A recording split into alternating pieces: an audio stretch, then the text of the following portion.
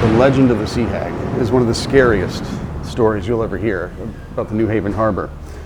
She looks a little like this, but way back when, as the legend goes, Sir Robert Henway was a wheeler, dealer, shyster. He was selling deeds of land to these wealthy investors that have never even been to Connecticut.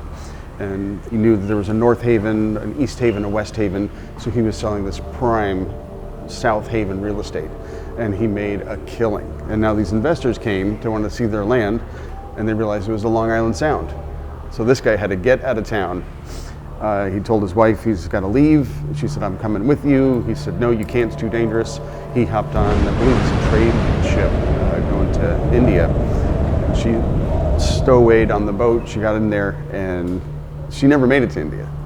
And she never made it back home. So the legend has that she must have sadly drowned in the New Haven harbor. And there's a lot of sightings and reports of her still haunting the harbor to this day. So that is the legend of the Sea Hag. Okay, that's a legend. Now tell us the real story.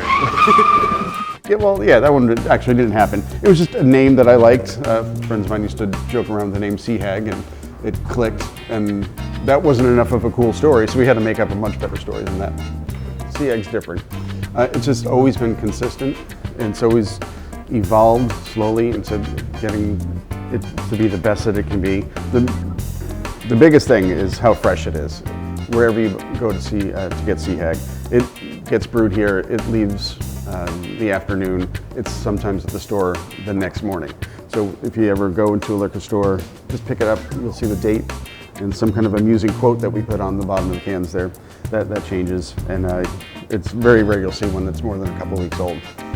And it's hard for us to satisfy the state. We're only in one state. We still can't make enough of that, which makes me so proud. The team that we have here is just awesome.